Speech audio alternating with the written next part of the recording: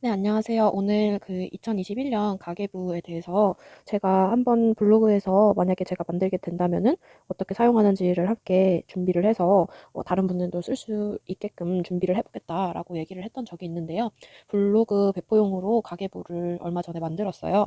근데 제가 지금까지 블로그 포스팅도 안 하고 공유도 안 드린 이유는 아직 제가 이거를 실질적으로 써본 게 아니라서 얼마나 틀이 달라지고 변경 사항이 있는지, 그리고 조금 더 좋은 사항이 있다면은 그것까지 같이 해서 어, 추가적으로 수정을 하면서 공유를 드리면 좋겠다 싶어가지고 지금 1월 중순까지 한번 저 혼자서 사용을 해봤어요. 그래서 이제 어느 정도 수정은 거진 다 끝난 상태고 아마 쓰다 보면은 더 수정 사항이 생길 것 같기는 한데, 일단은 더 늦기 전에 많은 분들이 이 가계부를 써서 자신의 자산 관리를 하면 좋을 것 같아서 준비를 해봤거든요. 제가 지금 살짝 횡설수설한 감이 있는데 첫 동영상이니까 그냥 좋게 봐주셨으면 좋겠어요.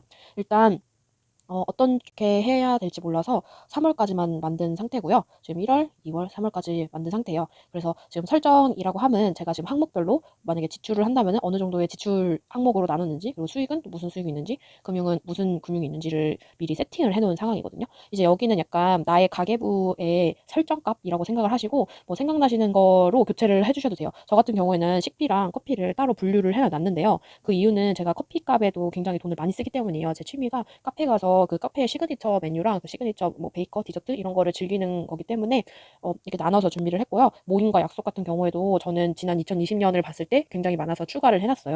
뭐 자기 투자는 여러분도 아시다시피 뭐 문제집이라든지 아니면은 뭐 시험 뭐 비라든지 아니면은 문화생활 뭐 이런 것들, 나를 조금 더 가치 있게 만드는 일에 대해서 돈을 쓰는 거를 자기 투자라고 생각을 해서 그렇게 몽땅 묶어놨고요. 경조사랑 선물 같은 경우에는 같이 사용되는 경우가 많아서 묶어놨어요. 그리고 저는 수익이 고정 수입과 부수입, 그리고 주식 수입과 금융 수입, 기타로 하면은 충분할 것 같아서 이렇게 나눈 상태고요.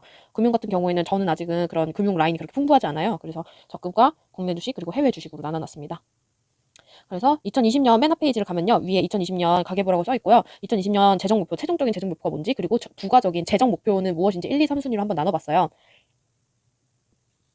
그래서 여기다가 뭐 예를 들면은 제가 뭐 총 자산이 뭐 얼마 얼마 이상이 되겠다, 이런 식으로 작성을 하면은 그 총자산이 얼마 얼마 이상 되기 위해서 나는 뭐 파이프라인을 늘리고,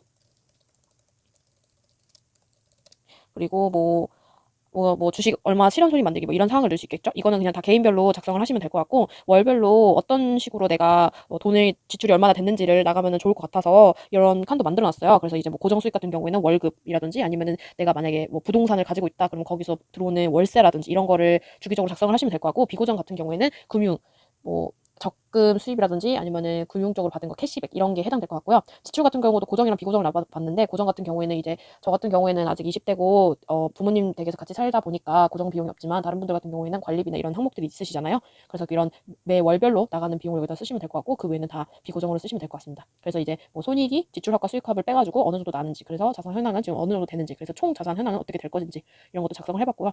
분기별로 작성을 하는 것도 좋을 것 같아서 지금 1, 2, 3, 4분기로 만들어 놓은 상태예요. 그래서 지금 아직 1분위를 세우지 않았는데 1분위의 목표를 적고, 그럼 이제 어, 쭉 그냥 1, 2, 3월을 계속 작성을 하면 되는 거죠. 그 다음에 이제 뭐 지출 목록 중에서 가장 큰 지출은 어떤 거였는지, 그래서 여기에 뭐 예를 들면 항목명은 식비, 뭐 커피 뭐 이런 항목이 될 것 같고, 내용은 뭐 모임이 너무 많았다 아니면은 나는 뭐 비싼 걸 많이 사 먹었다, 나에게 투자를 많이 하고 싶었다, 이런 거 쓰면 될 것 같고, 금액 이런 거 있고, 비고 같은 경우에는 뭐 추후에 이벤트를 해서 뭐 돌려받았다 이런 식으로 쓰시면 될 것 같아요. 그래서 돌발 지출 같은 경우에는 내가 전혀 계획이 없었고 전혀 살 생각도 없었는데 막 그런 거 있잖아요.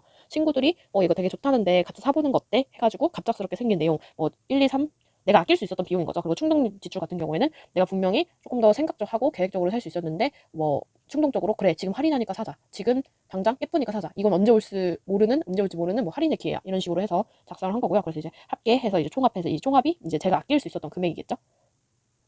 뭐 그런 게 있고, 지금 제가 살짝 너무 피곤한 상태여가지고, 그래서 이제 뭐 여기 목표를 작성을 한 다음에는 이제 점검해서 이 목표를 얼마나 실천을 했는지 이렇게 작성을 하시면 될 것 같고, 피드백 항목 또한 뭐 1분기에는 돈을 너무 많이 썼기 때문에 다음 분기 때는 조금 더 돈을 줄여보자, 아니면 1분기 때 너무 잘했으니까 다음 분기 때도 열심히 해보고, 뭐 2분기에 지출 내용이 많아질 것 같으니 미리미리 뭐 소비 지갑을 단속하자, 이런 식으로 작성을 하시면 될 것 같고요.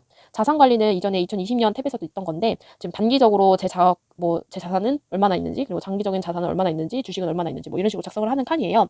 저도 이제 다른 분들이 작성하신 걸 봤는데 이 부분이 있으면은 내가 뭐 현금으로 갖고 있는 게 사실 제 자산은 아니잖아요. 현금으로도 있는 것도 제 자산이고 어딘가에 투자하는 것도 제 자산이고 물론 이 금액을 다 암으로써 아 나는 얼마나 있는 부자야라고 생각하고 약간 거만해질 수도 있지만 어쨌든 제 자산이 얼마나큼 변화하고 있고 얼마나 포트폴리오가 구성되고 있는지를 확인하면 정말 좋을 것 같아서 내용을 써봤고요. 이제 여기다가 매월 작성을 한 다음에 이제 여기다가 총계를 썸으로 넣으시면 돼요. 여기다가 그냥 썸으로 한 다음에 여기 위에 부분부터 이렇게 터치를 하면은 지금 얘가 제대로 인식을 못했는데 이렇게 하면은 여기 위에 있는 것들이 이렇게 쭈르륵 들어오거든요. 그러면은 여기 같은 경우에는 지금 뭐 적금 총계 같은 경우에는 제가 지금 단기라고 생각을 해서 이렇게 작성을 한 건데 여기다가 넣으시면 되고 그다음에 장기 총계도 마찬가지로 넣으시면 되고 이게 매월 작성을 하시면 돼요. 지금 여기 칸은 여기 위에 있는 칸들은 다 고정되어 있는 프레임인 거고 이거를 매월 작성하신 다음에 매월 말 아니면 매월 초쯤에 정리를 하셔서 여기다가 채우시면 됩니다.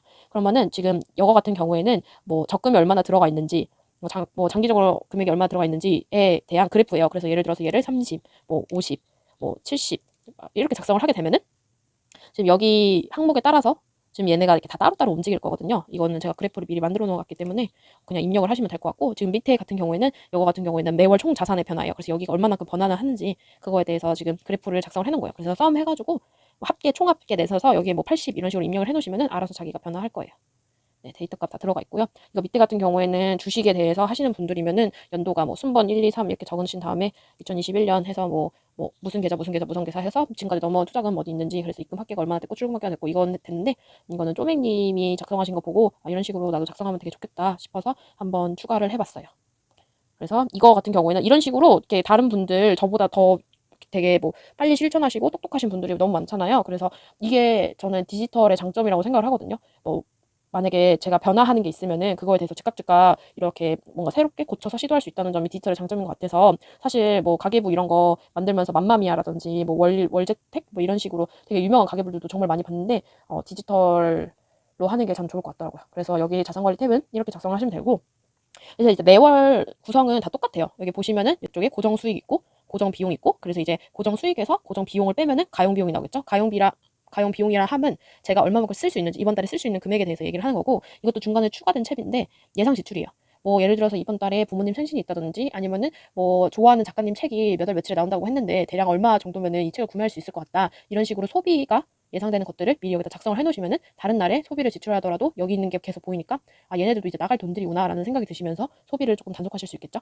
그래서 이제 매월 구성은 다 똑같은데 지금 제가 네.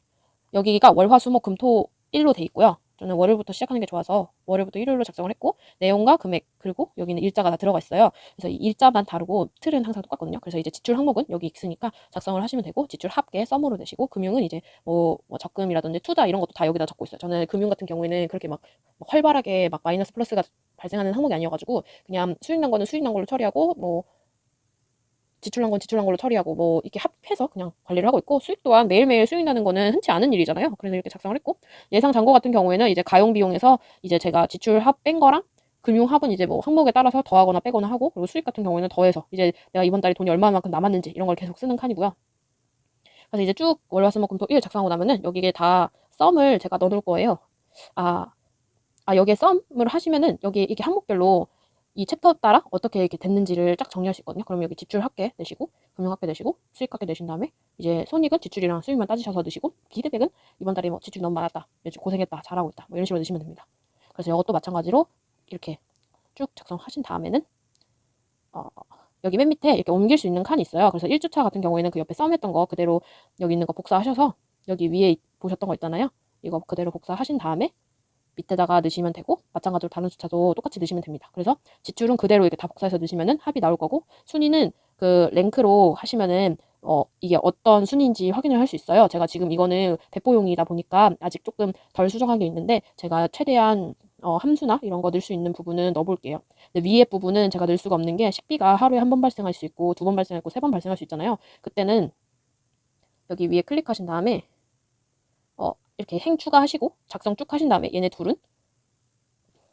둘은 이렇게 막 통합 하셔가지고 식비 챕터가 점점 늘어나고 막 이런 식으로 작성이 될 거거든요. 이게 디지털의 또 다른 장점인데 이렇게 계속 추가해서 작성을 할 수 있기 때문에 제가 아마 이쪽 부분은 함수들을 건드리지 않을 거예요. 그렇게 건드리면 오히려 에러가 뜨기 때문에 여러분들이 더 복잡하실 가능성이 커서 그냥 가장 이런 기본 형태로 배포를 할 거고 여기는 그냥 간단하게 인터넷에 검색하시면은 엑셀 함수 가장 기본적인 것만 사용하셔도 충분히 하실 수 있으니까 그렇게 작성을 할게요. 그래서 이 항목은 마음에 안 드시면은 요거는 그냥 한자 다시 치셔서 바꾸시면 돼요. 뭐 예를 들어서 나는 뭐 음악에 대해서 나는 구독 경제가 있다. 난 넷플릭스 이런 거 계속 나간다. 뭐 이런 거 하면은 뭐 구독 경제 뭐 이런 식으로 쓰셔도 되고 뭐 자유롭게 변경하셔서 쓰시면 됩니다. 그래서 이거 같은 경우에는 아까 보여드린 것처럼 이렇게 클릭하셔서 셀 위로 위에 추가 막 이런 식으로 하신 다음에 넓히셔가지고 쭉쭉쭉 쓰시면 돼요. 여기는 어차피 이쪽이 아무리 이렇게 합쳐진다 한들 어쨌든 식비는 한 챕터가 이렇게 나올 거기 때문에 여기도 합치시고 여기도 합치신 다음에 여기랑 이 배열이 똑같아야지 이 썸이 정확하게 작동을 하거든요. 그래서 이거 짝 썸 한 다음에 여기 금액이 들어가면은 이거 금액 그대로 긁으셔서 넣으시면 되는 거니까 지출은 크게 신경 쓰지 않으셔도 되고 여기 썸은 다 넣어놨어요. 합은. 그리고 여기 수익 같은 경우에는 위에는 그냥 쭉 작성하시다가 이 부분 작성하실 때만 뭐 매주 일요일이나 매주 월요일에 한 번씩 점검하시면서 뭐 이번 주에는 고정 수입이 얼마나 나왔다, 부유 수입이 얼마나 나왔다 이런 식으로 쭉 작성을 하시면 될 것 같습니다. 그리고 적금도 마찬가지로 그때 당시 때는 그냥 숫자를 입력하셨다가 여기서 적금이란 대부분 투자가 대부분일 거예요. 왜냐면 원금 환납 받는 경우에는 되게 드무니까. 그래서 이런 거 이쪽은 아무래도 투자니까 마이너스 영역이 아무래도 크겠죠. 그래서 여기다가 여기 또 그래프를 만들어 놨어요. 정말 참 저는 그래프를 되게 좋아해요. 그래서 2020년 때도 가계부를 작성하면서 이런 걸 보니까 되게 즐겁더라고요. 그리고 그때도 작성을 하면서 내년에는 어떤 식으로 수정하면 좋을지 매번 노트에다 기록을 해놨는데 이번에 그렇게 했던 부분들을 거진 다 반영을 할 수 있어서 굉장히 뿌듯했어요. 그래서 여기다가 이렇게 쭉 입력을 하시면은 이 합계에 해당하는 부분이 이 그래프로 나타납니다. 그래서 내가 어느 정도의 비율이 있는지를 확인할 수 있어요. 이게 제가 굳이 이렇게 주차를 나눈 이유는 주차별로 굉장히 지출 내역이 많이 달라지잖아요. 그래서 내가 어느 주차에 제일 돈을 많이 썼는지 확인하고 싶어서 나눈 거니까 이 부분이 싫어서 안 쓰고 싶으시다. 그러면 그냥 입력을 안 하시고 딜리트 키 누르셔서 삭제하시면 돼요.